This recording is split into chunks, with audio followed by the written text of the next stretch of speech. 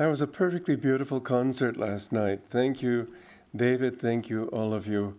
One thing that came to me was that it's really fitting to understand this is not my music, not Kriyananda's music, but Ananda's music. You've all taken it and made it your own. And it was thrilling to hear the instrumentalists, some of them professional, some of them amateur, but all playing with such beauty. And Todd, in his execution of the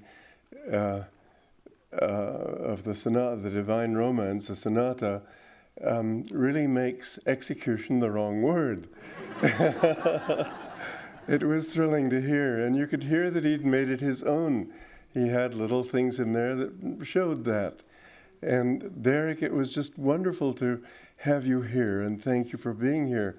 It was, I don't know if you know the whole story. You told some. I couldn't hear any, because I didn't have my hearing aids adjusted right. But the way this all happened, and you'll be happy to hear if you don't know already, but the albums, the Mystic Harps 1 and 2 that you recorded are still doing very well and very popular sellers. And your name does a lot for it, but the beauty of the playing does a lot for it, and I hope the music does quite a bit too. And that is what I don't know that you know all about, because back in 1995, I was in Hawaii, and Warner Books had commissioned me to write a book called Meditation for Starters. And I was all set to work on it when I got either a letter or a telegram or something from them saying that they'd discussed it and they wanted a new title. They wanted to call it Superconscious. Well, you can't plaster a new name onto something. You've got to rewrite the book to fit the title. And so I realized that if they wanted that, I would have to rethink the whole thing. They gave me 2 months, till the end of June, I should say. But when I came back, I still had 2 weeks of touring that I had committed myself to. And that was the time when you wrote saying, would I write music for you to record on the harp? And my thought was, I don't know how to write music for the harp. And you wrote this very sternly encouraging letter saying, you can do it, kind of thing. And I was really, my problem at the time was that I had to do this thing for Warner. For one thing, there was a lot of money in it. There was $75,000. And we'd almost spent all of it already. It's not that I kept it for myself, but getting new equipment for the studio and things like this, we needed it. So I just had to. I couldn't say, oh, well, la-di-da, no. And so I... never have to be stern with you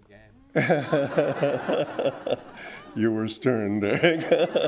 As stern as you know how to be, which is not at all. And at that time, David Miller said, well, no problem, because I was worried, well, how can I do it anyway? I've got to commit myself to this book. Derek's coming in August to record. What am I going to do? And so David Miller said, no problem, you've got all these melodies. And I said, well, name a few. And he did, and most of them didn't fit the harp or Celtic music at all. And so I just sort of let it go. I said, no, first I have to think about this book. So for 1 month, I just turned off the telephone, refused to listen to read any letters, had no contact with anybody, just practiced what that book was really all about, superconsciousness. I had to write it superconsciously. I couldn't afford to do the way any reasonable person would, which is think, well, should I, shouldn't I? I couldn't do it. If there was any question that came up in my mind that said, well, wait a minute, you've got to think this one through, I'd say, I don't have the time. And so what I did was just throw myself into attunement with Master and said, you do it. And he did. And I finished the book. It was due in New York on June 30th. I put it in the mail, Alan did for me, FedEx to New York, June 29th. And so we got it in time. But then I could address the question of these music for the mystic harp. And you might think I had a month to do it in at least. Well, no, as a matter of fact, I didn't. I was already committed to go up to Portland, Seattle. I had 3 days to think about that music. Well, fortunately, I was still in that superconscious mode of doing things, and I just said, okay, I'll do it now. I had 3 days. So I wrote the music. Most of the music for Mystic Harp was written in 2 days. I had 1 day to pack. Then I came back from there, and I still had to fine-tune the music a little bit, and I had to write lyrics for them. And all of this, by the time Derek came, because I wanted him to have the lyrics so he'd understand what the music was really for. And so he, because he's a consummate artist, was able to sit down and do it all. David Miller was able to arrange them for harp, and it all worked out beautifully. And in fact, it's been our bestseller, really. Even better than Mystic Harp 2, which I like better. But it's done very well. So anyway, it's been a joy working with you, and thank you. But this all ties in because it's not just a sort of love fest between me and Derek. It ties in to our topic this morning, which is Dwapara Yuga, and what the direction of Dwapara Yuga is. The music that we have is just an example of the difference between Kali and Dwapara Yuga. If you listen to the typical hymn of ages past, so much of it is sort of, here we are, rock of ages cleft for me, you know, that kind of, it doesn't have much movement. There's movement in Onward Christian Soldiers, yes, but sort of, we're going to make you see this is the truth. Well, you listen to a chant, you sing a chant like Door of My Heart. It's altogether different. It doesn't define God. You notice in most hymns, they don't even speak of you. It's all about Him. But in Master's chanting, it's all you. In his words, it's all direction. It's energy. Wilt thou come? It's expecting something to happen. It's wanting something to happen. It's not static. This is really the difference between Kali Yuga and Dwapara Yuga. That in Kali Yuga, you have fixity. In Kali Yuga, everybody thinks in terms of matter as being the reality. It's the bedrock, as they even use that word today. Bedrock reality. Well, a rock is something that you think can't be moved, but physics says it's always moving. It isn't that it shifts around like that. It's that it's full of all these atoms and energies moving. It's altogether different from what it looks to be to our senses. And reality, as a material thing, has no reality.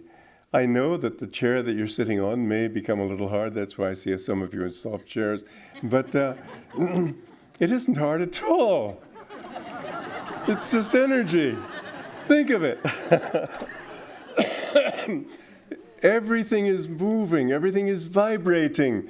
This is the nature of reality. And in Kali Yuga, people don't see it that way. And so they see everything in terms of fixed things, fixed dogmas, fixed institutions, fixed principles. Everything has to be just, this is what it is. I was talking about this yesterday.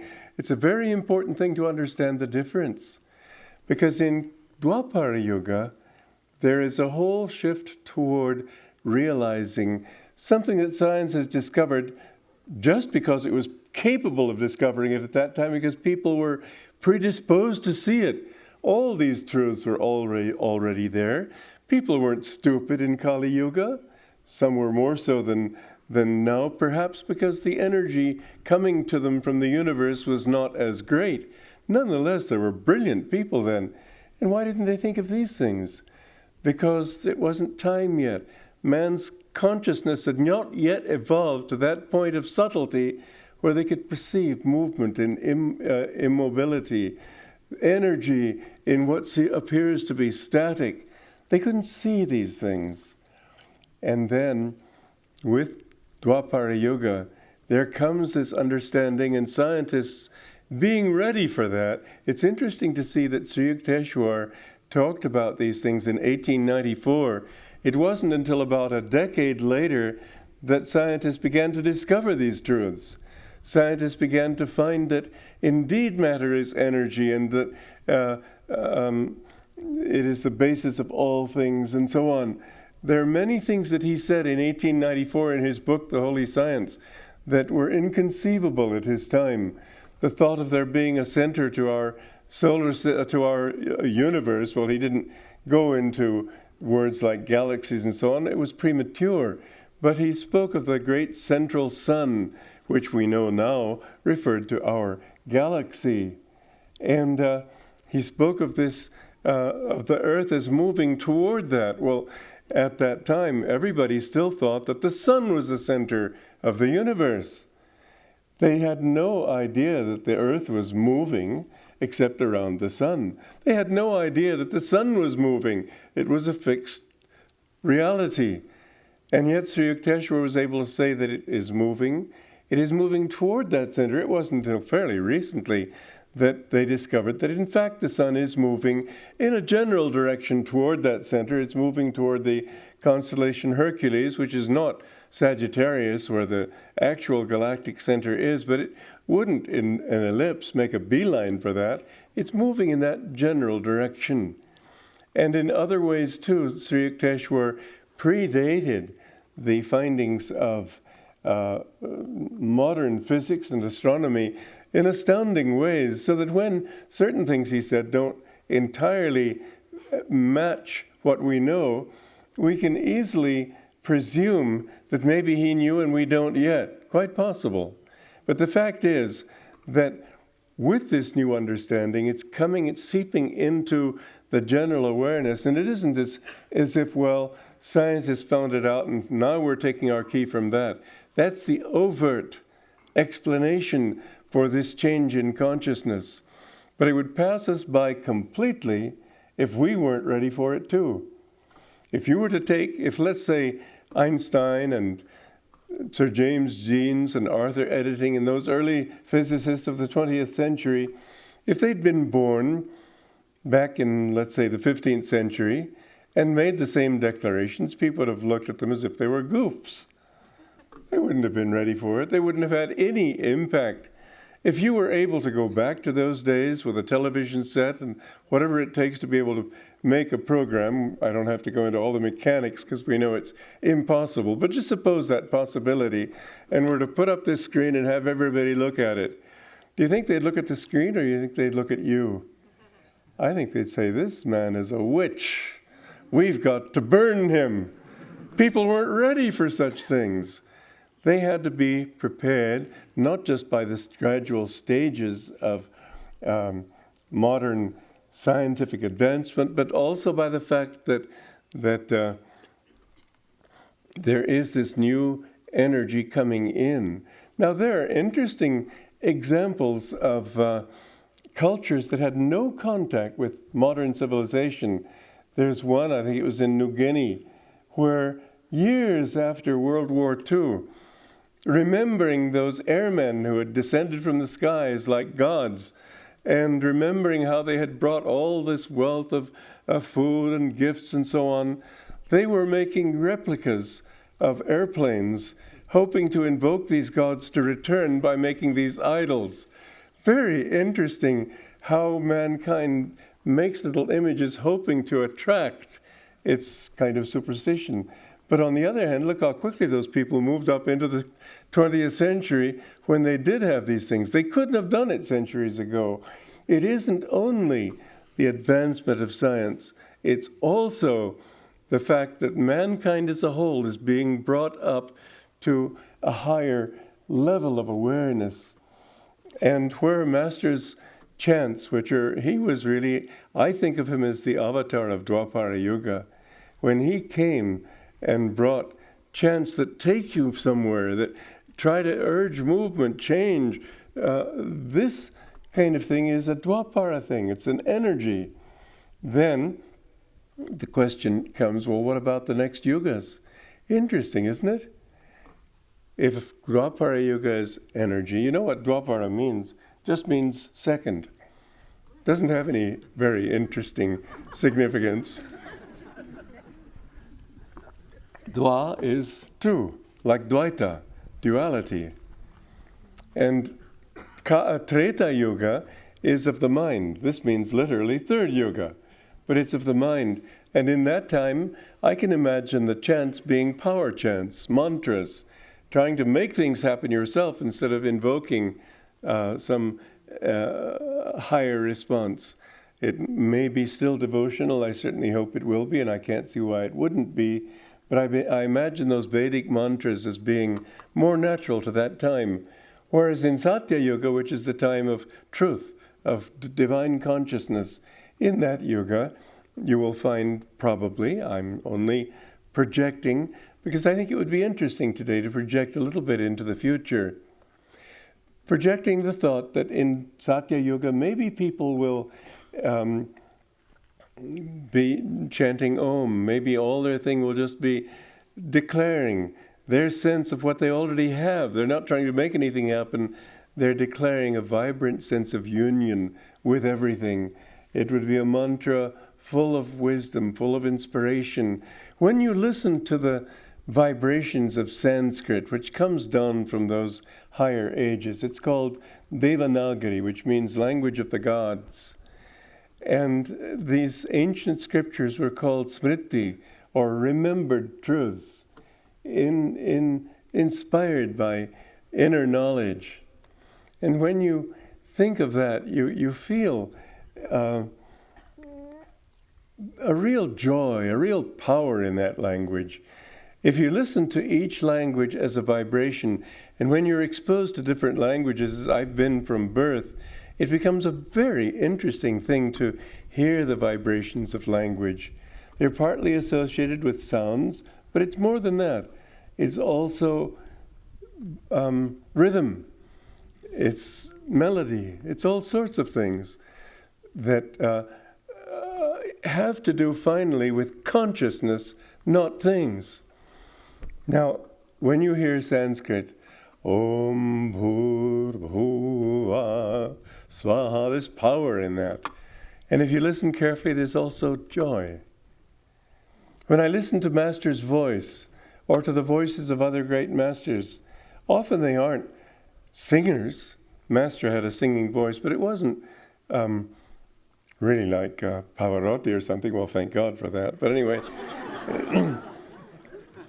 there was joy. I would listen to him just talking in another room and not knowing what he was talking about. Just the tone of his voice would fill me with so much joy. Then if you listen to the vibrations, Bengali as a language, it doesn't have the power of Sanskrit, but it's so sweet. Amar shadana mitilo ashana purilo shakkoli furaye jayama. How beautiful. That's the Bengali version of In This World, Mother, None Can Love Me. And it's lovely. I would get on the train in New Delhi, going to Calcutta, being surrounded by all these Bengalis, going home. And it was so joyful just hearing the devotion and the sound of that language. Hindi has another sound. It's beautiful too, but lacks that sweetness. It's more specific, precise. Then you take German. Well, you notice that the German language emphasizes consonants very much. Ich will es nicht machen. They don't have to talk like that. There's very sweet. It's a very sweet language also. But there is more of that, and you see it in the way they think. They've produced the language has produced them. You go down to Italy and you hear them talking with vowels. And it's a very different. Quando io sono qui, mi piace molto parlare in italiano. Vorrei, però non posso, perché sono in America. And so there's a beauty, but it's emphasizing the vowels. And in fact, they don't really like to end a word without having an vowel on the end of it. And Spanish has some of that quality, but it tends to be, forgive me, a bit sloppy. It doesn't clearly pronounce its consonants. Hablado. They don't say hablado. They say hablado. Well, you begin to think these people are a bit lazy, but they're not. Okay, never mind. Amanda, forgive me. She said, I wish I could learn to get the American accent. I said, listen, Amanda, that's a part of your charm, that you have your own accent. So then I met her a few days later. I said, how are you? She said, my charming self. And you listen to the English, there tends to be a certain snobbery there. Oh, I don't know, it's all, well, sort of a condescending attitude.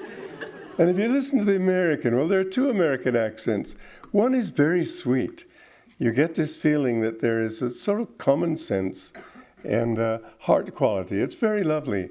There's another aspect to it. Well, I believe in being practical. I think everything should be down to earth and real. And it becomes a little offensive after a while. There's this egotism. But every language has all types of people speaking it. So it's not as if all Germans were this way. Look at Teresa Neumann, look at many others. It's not as if all Italians were sweet and devotional. By no means. Mussolini, huh? On the other hand, it isn't as if all Americans were this or that. So that you'll notice also that there are certain things in the sound of the tone, so that even given a language that you're brought up with and have to speak the way other people speak it. For example, in Mexico, where people tend to think mañana. However, the young macho lads of 20s and so on, they really go to town on their R. Monterrey. Not just Monterrey, but Monterrey. They have to sort of use their consonants when they can, because this is the way to show power. And you listen to the English, you'll notice there's a nasal quality. Nasal quality can be either arrogance or a certain either reticence, whether due to timidity or inwardness, I don't know, but different ways. So that attitude, you notice it becomes the nasal. The French, quand les Français parlent comme ça, ils parlent avec le nez. It's always a nasal. It tends to be because of a certain tendency toward snobbishness, toward arrogance. These are national traits which individuals can and do overcome. There have been great saints in all countries. But the American nasal accent shows the arrogance. Sure, I can fix it. Yeah, let me that or the southern sort of the twangs, the thing. In country and Western music. You know what? I heard a great joke in Seattle a few years ago. You know what happens if you play a country and Western song backwards? Well, you get back your car, your dog, your... Anyway, the Bengali way of talking and the Hindi. In Hindi, there's a lot more nasal sound, and it's partly due to a certain pride, but it's also due to an inwardness. And so to express respect for another person, they will talk with a nasal sound. Apni thi, this nasal quality means you're not trying to, the Japanese do this too. They don't try to blow their words out at you. It's always sort of inward, and it sort of produces something of a nasal sound. When I was in Calcutta, I was just about to go back to America, and I met somebody from Tokyo in a store there in Calcutta. And I said, I'm going to Japan next Saturday. He looked at me as if I was from the moon. He didn't know what I was talking about. So the storekeeper said, leave it to me, I'll explain it. He go Japan. Oh, he go Japan. And then I said, I'm going Saturday. He go, Saturday. Oh, Saturday. But that is from a tendency to not to want to impose yourself on others, and there's a sweetness in that too. So all, even tendencies, to have their positive and their negative side. You know, for example, when I was in Japan, I saw a neat little refrigerator, and I thought, I wonder if they ship these things to America. And so I asked the salesman there if it was possible to get such a thing shipped to America. And they have this tendency not to want to disappoint. And so he couldn't say no. He only could say no. As if nodding yes, but they had to say no because they couldn't. Anyway, these are all by the way. The interesting thing is that as your consciousness changes, so everything that you do changes. And in music, too, the quality of music, this is why when I say this music is your music, it's not my music, it's Ananda's music. I would love to see many people producing this because I believe that, well, I was listening to it last night and I was thinking, I didn't do any of that. It was done. I just tuned in and there it was. I'm no musician. There are millions of people who know a lot more about music than I do. But when I ask God, He gives it to me. What am I going to do? Hoard it? No, so I share it. But these are things which, indeed, I think that I hope, maybe it's just sentimental self-persuasion, I hope it started a new trend in music. That it isn't going to be music like so much classical music is a statement. This is it, like Luther nailing those things onto the door, like Luther declaring, here I stand and I will not move. We're in a different age now where there's movement. And I've tried to bring that, or I should say it has tried to bring itself through me into outward manifestation. This is what we see in the direction of the future. What Master has come to bring, and mind you, it's not one man on this mud ball of a planet bringing things. It's that he's helping by his clarity to spearhead something that's happening anyway. He used to say always, I am not the guru, God is the guru. You are not my disciples, you are his disciples. He used to say always that these are things, when somebody would praise him for anything, he would say, God did it. That's the way we need to feel, and that's the way that Dwapara Yoga is bringing us to understand that this ego is not the fixed point.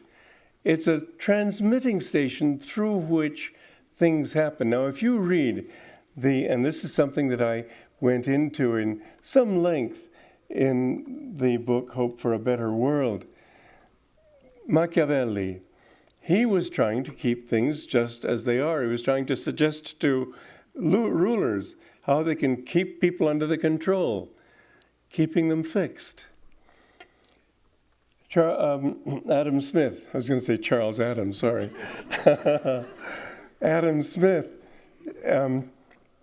when he talked about free enterprise, he was trying to create or offer a system which had movement in it in a sense, but he said everybody is interested and must be accepted. He will pursue self-interest. And so there's movement, but there's still a fixed point, referring it back to you, referring it back to your own interests, what you want. It's still Kali Yuga consciousness. When you see Darwin, he was trying to see a fixity of just preserving life. There's no movement in that. There's no meaning in that. There's no direction to it. Life somehow insists on preserving itself, and so things happen by accident. And indeed, according to his thinking, all of evolution is accidental. But there's no room in it for understanding aspiration, the desire to be more aware. These, which are the real motive force for change in evolution, these are discounted because they aren't things that you can put on a shelf and say, stay there. See, your thinking was how to put things in fixed formulae, fixed forms, and movement was almost an anomaly and an embarrassment. Some famous physicist in the 19th century, I think it was Macaulay, when he heard of the discoveries like light being both a particle and a wave, which reason rejects. It doesn't seem possible. It doesn't make sense. How can it be both? And yet it's been proved to be. And he was very upset with this, representing all the physicists of his age. He said that if you can't give me a model of it, I won't accept it. This is the thinking of Kali Yuga. And when you see Marx or Hegel he had this idea that you have two opposite principles, thesis, antithesis. And when you can make a synthesis of those, you've got a new insight. But always it's something coming back to a fixed point. If you've got the embarrassment of two contradictions, you've got to resolve them in something fixed. And Marx took it even farther. He said, he weeded out this sort of mystical aspect of Hegel's philosophy, and his whole point was to create something that would last forever. None of the, they often use the illustration of Hegel's thesis, antithesis resulting in synthesis. They use the American Revolution as an example. They say there was England and its system, there was the Americans and their dissatisfaction with that system, and that produced the synthesis finally of America. Well, it sounds neat, but it's not valid at all. If you look at the three principal founders of the American Republic, Adams, Jefferson, Washington, plus other thinkers around them, they were deep scholars. They had read all sorts of ancient writings, and they didn't take from those. They used what they had in a new way. There's no question of synthesis. It was a question of progress, of new ideas that had very little relation to England and America and their situation, had a great deal to do with the overall needs of mankind. They were deliberate harbingers of a future age. They knew that that's what they had to do. And so when Marx came in with a fixed thing, he had it in mind somehow that this whole social thing is the moneyed people and the poor, and that when you can resolve that in communism, you got something fixed forever. Well, what a Kali Yuga delusion that anything can be fixed forever on this constantly heaving ocean of reality. It'll never happen. But that was the greatest delusion of Marx. And to make it happen, not he personally, but what he launched, caused people in Russia, China, Cambodia, Cuba, elsewhere, caused them to be willingly sacrifice millions of people. It's been estimated that 100 million people have been killed by communism who were willing to butcher their own so-called comrades in order to make the few who were able to or still stick with that ghastly system to come out on top and have the one permanent thing. And people say, well, the dictatorship's only temporary. When man understands, then it will all be peaceful. We don't need to have a government anymore. Everything will be beautiful. When? They're always talking of some goofy future that has no possibility of reality because it doesn't consult human nature. I've always remembered that movie of Ninochka, which features Greta Garbo It's really quite a great movie. It's great fun, I should say. But anyway, Ninotchka comes as an emissary from Moscow to set a couple of emissaries, 3 emissaries straight. And they ask her, how are things in Russia? And she said, well, there are difficulties, but there will be fewer but better Russians. Well, how many Russians do you have to kill to make these better Russians? You know darn well that most of them are better only because they don't want to go to the butchering block. So it fosters insincerity, it fosters delusion, it fosters arrogance, and it feeds the possibility of the worst criminals rising to the top like scum on a pond. But this fixity is, again, what we've got to grow out of and what Kali Yuga is taking us out of. Kali Yuga is Dwapara Yuga is taking us out of. It's taking us into an awareness that all, as Heraclitus said, pantare, all is flux, that ancient Greek philosopher. All is flux, all is movement. You can't control the waves of the ocean.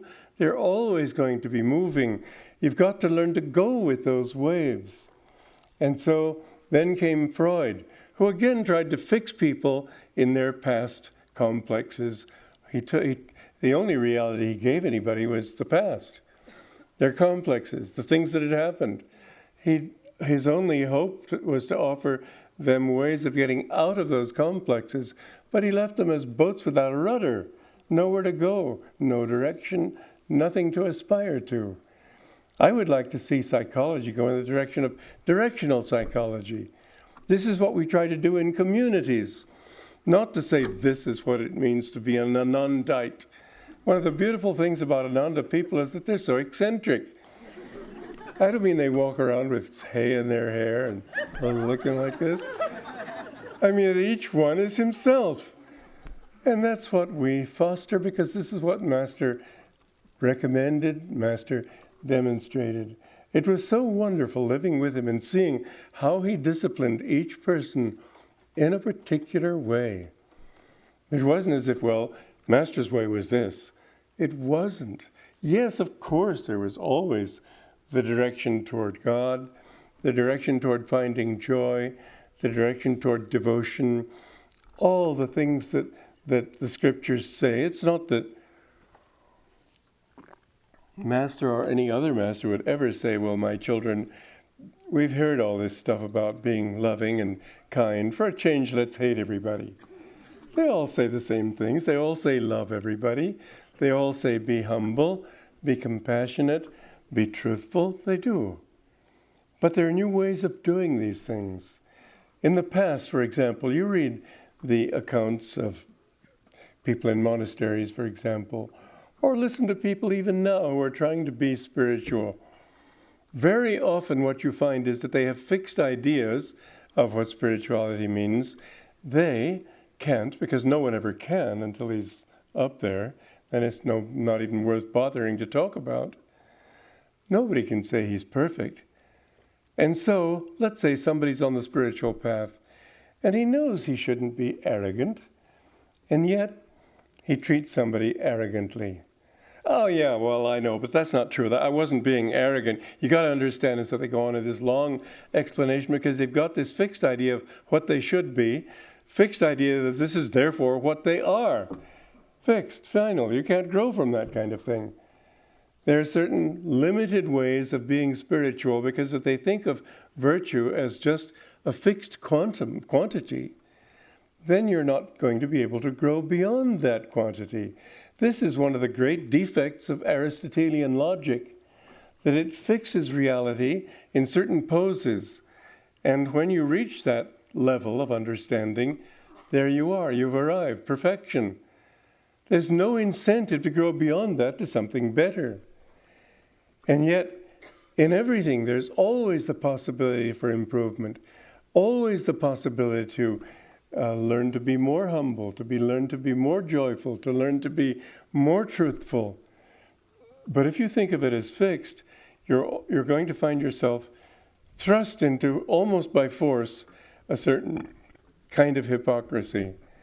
Because you know you can't always live up to these things, therefore you're going to try to excuse to yourself, well, but, yeah, I know I talked arrogantly, but I had a reason. I was trying to help him, or whatever other thing there might be.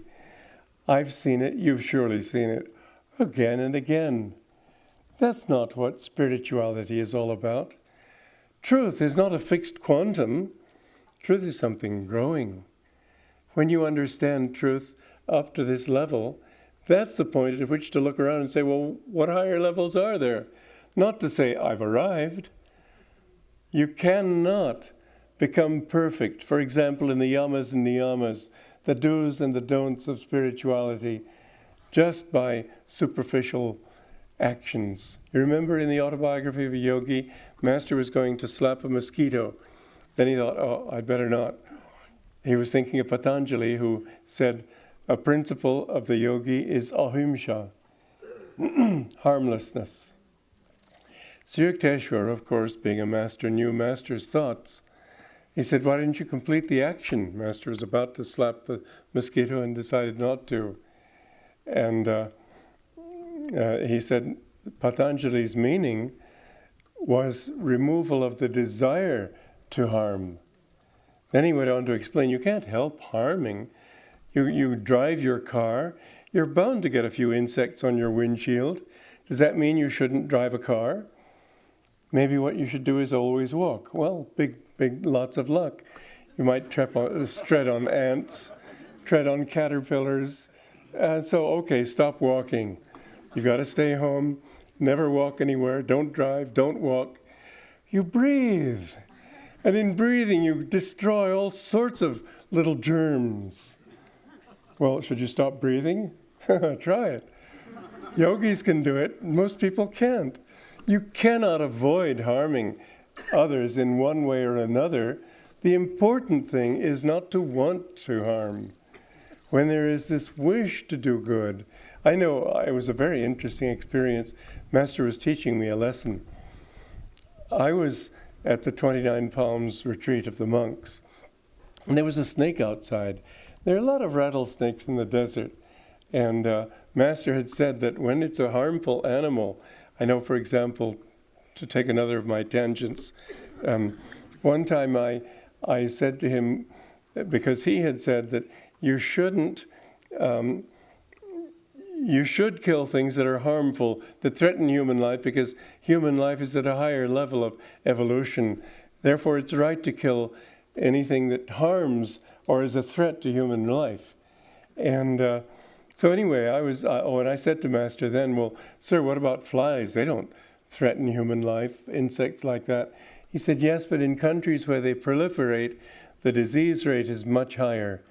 Therefore, he said, it is right to control these things. He said something more, too. This is a strange one. He said that man, boy, am I going off on tangents, forgive me. But they're also fascinating. What are you going to do? He talked about when you live a sinful life, you stay. Once you've reached the human level, you remain on that level. However, if you continue living in a bestial way, you may have to be reborn as an animal for one incarnation is the norm. And it's interesting to see how there have been certain animals, for instance, one horse that was put on display had a vocabulary of 100 words. And he was able with his hoof to point out those words to make a sentence. He certainly was a human being who had kept some of that knowledge and was able to use it even though he couldn't speak. There are other instances of animals with a lot of intelligence. I've told you all the story of Jasper. Some of you haven't heard it. For the sake of those few, the others are going to have to bear with this long account. Jasper was a dog that we had in Romania. He was a little black Scottish terrier. He was the laziest thing I ever saw. All he did was sort of lie in the sun like this. Well, one day anyway, my brother Bob, 8 years old, went out into Bucharest to take Jasper for a walk. And there were the dog catchers outside. And when they saw this little boy, they thought, oh, we can take this dog and get money for having caught a dog. And so they threatened to catch this dog.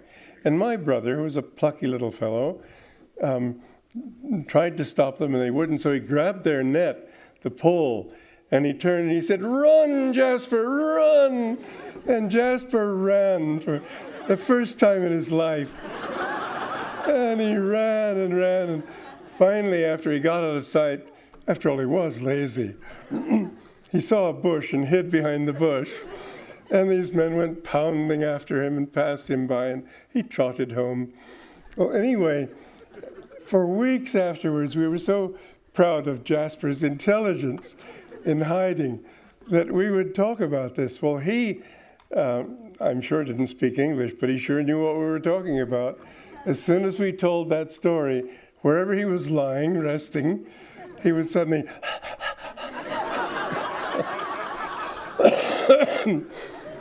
Animals have consciousness. They don't have our level of awareness, but we are really just like dogs compared to the angels.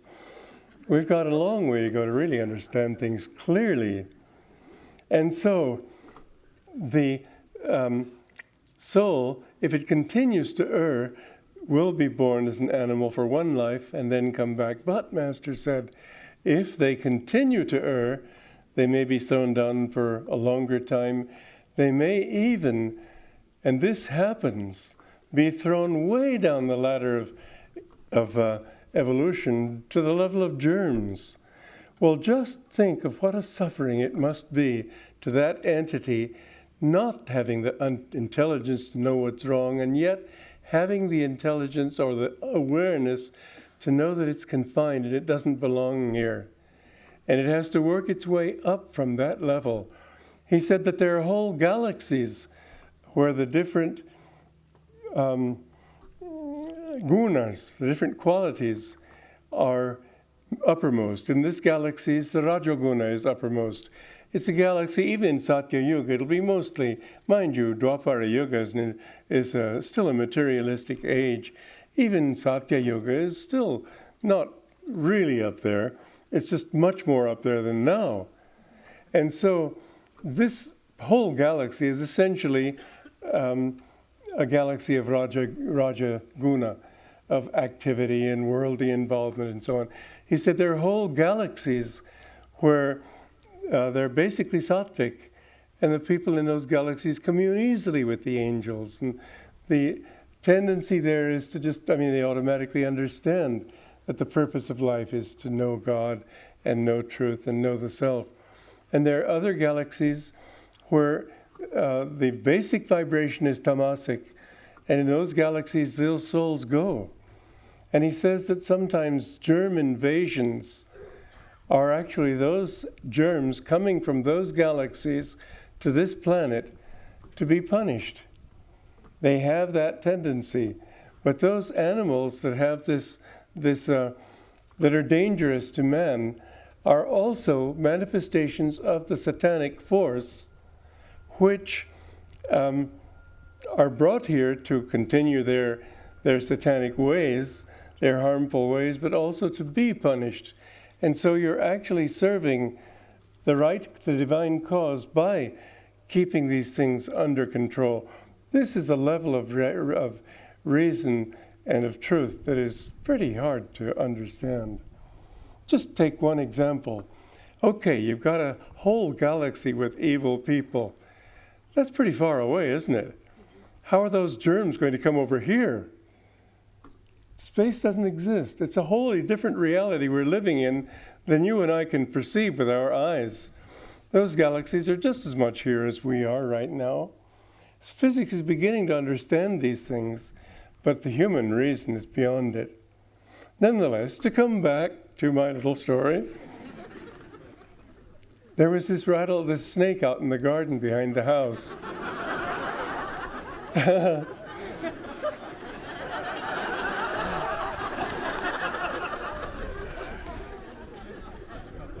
And I was afraid it was a rattlesnake.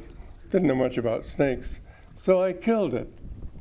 And I told Master I felt very badly about killing that poor rattlesnake. And Master said, never mind. Then after a pause, he said, some of the women here are so ignorant about these things, they have even killed a garter snake, thinking it was a rattlesnake. I thought, uh-oh. He was just subtly telling me that it was not a rattlesnake. And then I really felt badly. And he said, don't worry about it. So believe it or not, this is what I was really coming to. He had me fill a kettle with boiling water, go out to an anthill, and pour that boiling water down the anthill to kill the ants. Now, is that not strange? Those ants are not really a threat to us. They were way out away from the house. He felt that the lesson was more important than the lives of these poor things, which really they're blessed by the fact that he sent them on. But reason tells us, and people who think about these things only reasonably are bound to say, well, why would a master have so little compassion? Well, you know he had compassion. You know he loved everything, so why would he not love the ants? But he also loved me and wanted me to learn an important lesson. It's one of those strange stories which I share with you, not to convince you of many things, because it's pretty difficult to understand in itself. But if you take it to this further level, what you see is that Master was trying to help us to understand a reality that can't be fixed, but must be understood in terms of flow, of energy. That the basic thing is that we do need to try to preserve sanity, healthfulness. We need to eliminate things that are obstructions to that healthfulness. And this is a part of Dwapara Yuga. In Satya Yuga, or if he'd been by himself, he would have probably acted completely different. I never saw him going around pouring boiling water down ants' nests. He didn't need to. He could have faced a rattlesnake and patted it on the head. He didn't have to be worried about things like that. But he thought about our needs, how to teach us, how we can learn. Now, that in Satya Yuga, maybe, in fact, I'll tell you a very strange story that somebody told me in Arizona. There's a lot of sort of psychic energy, especially around Sedona, where I lived for 3 months. And there was this woman there. A lot of those people are sort of half-breed Indians. And this woman told me that she had baked a cake. And she came out and saw ants all over her cake on the windowsill. And she didn't want the ants, so she leaned down. Mind you, you have to have a certain awareness to do this sort of thing. I'm sure I couldn't do it, but I bet you Master could. In fact, I knew he could. Anyway, she leaned down and she said, I want to talk to your leader. There was all this activity, and finally they calmed down. She said, listen, this is my house and you're not supposed to be here. If you continue to invade, and if you eat this cake, which I have baked to help other people, to feed other people for their enjoyment, then I will have to do something about it that you won't like. So I'm going to give you an hour. There's a tree out there. In 1 hour, I want you to leave this cake and go to that tree. Now, did it happen? All I can tell you is she said it.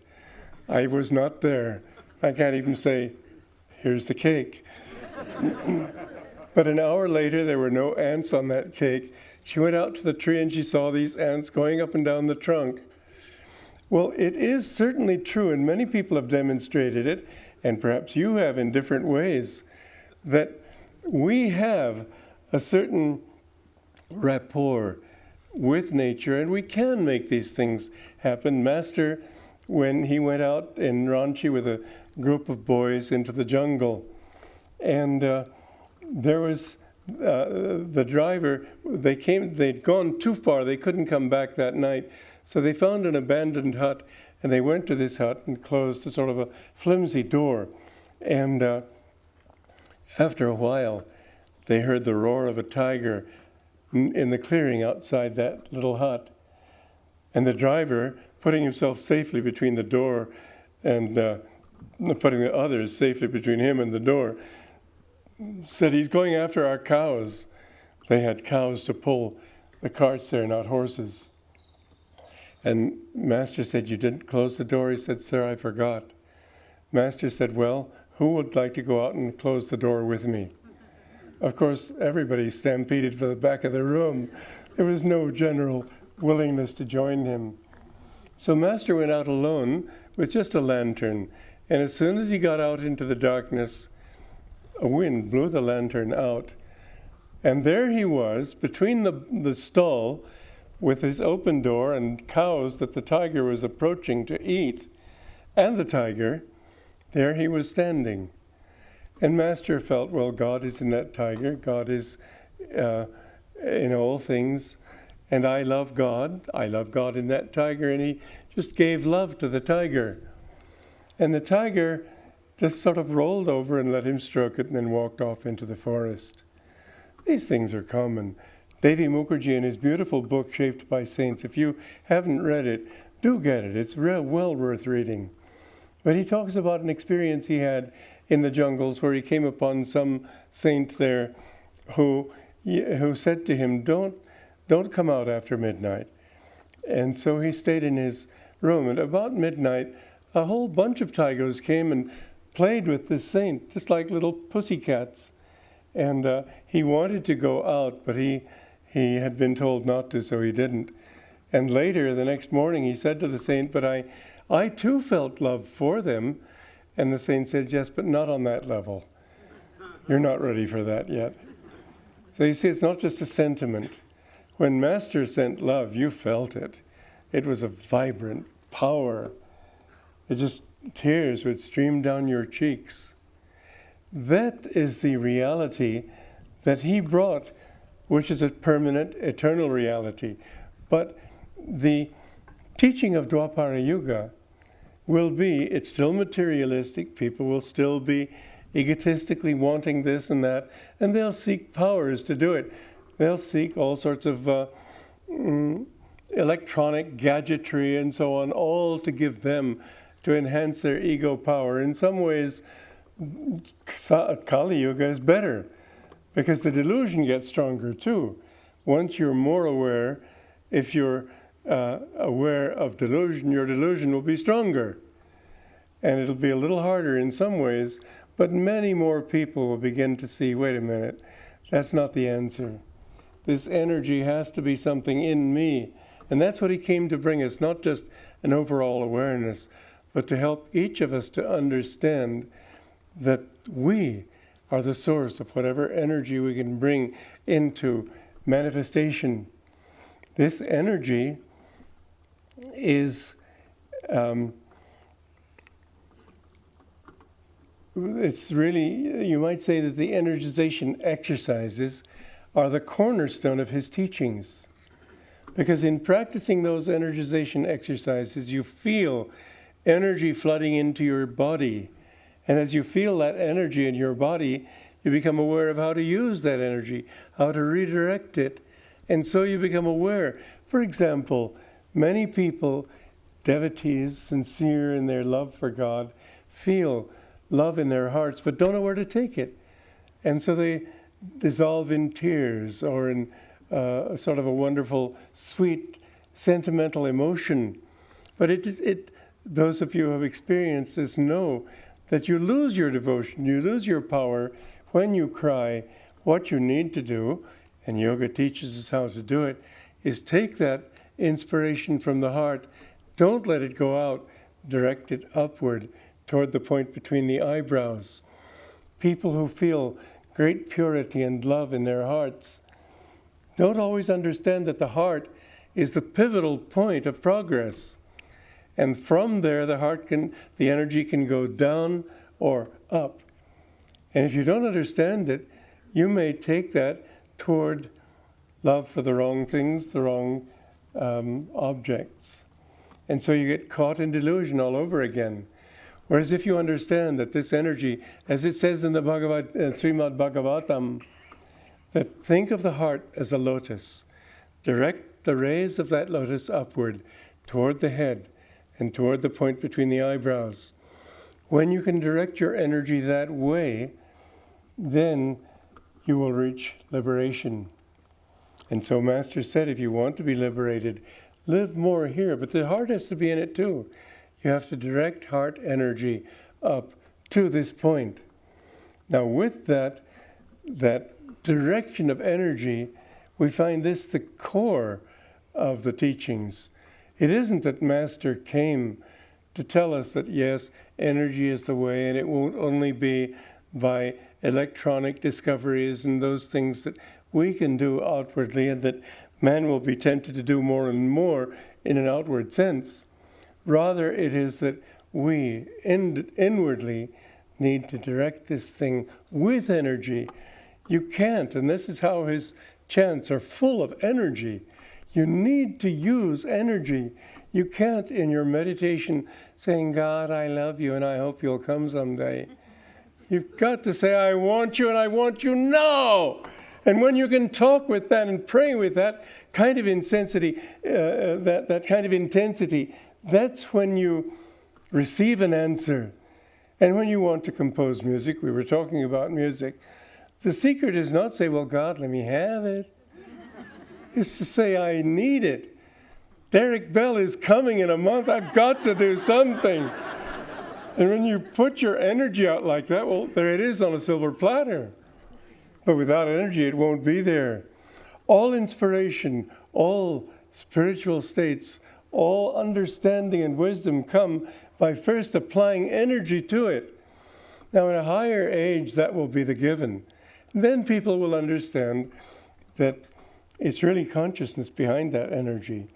We need to have that understanding now, but that isn't a general understanding. But remember that consciousness, allied to energy, a conscious flow of energy, is what produces what we can do if we want to draw the best from this particular time we're living in. What I hope that I've been able to do through my music is show how through sound, through melody, you can introduce consciousness and energy. No melody that I've written was written just to be beautiful. I've written it because it said something. A very interesting example was when I was working on Mystic Harp 2. And I had written several melodies, and then it got to be about 11 o'clock.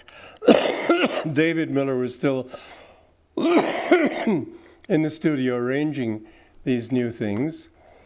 And I went to my room, and I was just getting ready to meditate when I thought of that poem of Robert Burns. Well, this particular album was intended to be more Celtic than Irish.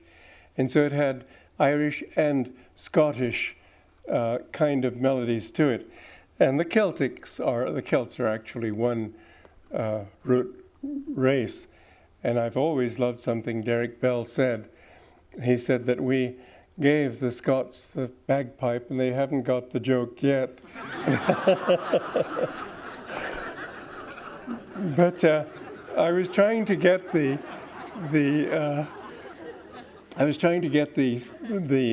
bhav of Scottish music. In fact, we have a famous Scottish violinist, fiddle player, and he did the New Dawn, I think it was, for Mystic Harp 1, wasn't that it? And so I wrote these for him, hoping he'd do it. Well, his wife wouldn't let him. She wanted him to do something else. But anyway, all right, so much for wives. They can also push you in the right direction. But I suddenly, that evening, just as I was about to meditate, I thought of this poem of the famous Scottish poet, Robert Burns. And it's a beautiful poem. John Anderson, my Joe John, when we were first acquaint, your locks were like a raven and your bonny brow was brent, but now your brow is belled, John. They used sort of their accent, their dialect. Now your brow is belled, John. Your locks are like the snow, but blessings on your frosty paw. John Anderson, my Joe. Beautiful words. And I thought of these words, and all of a sudden the melody was there. And it was so thrilling that I went in and sang it to David, and he was thrilled with it. And really, it's one of my favorite pieces.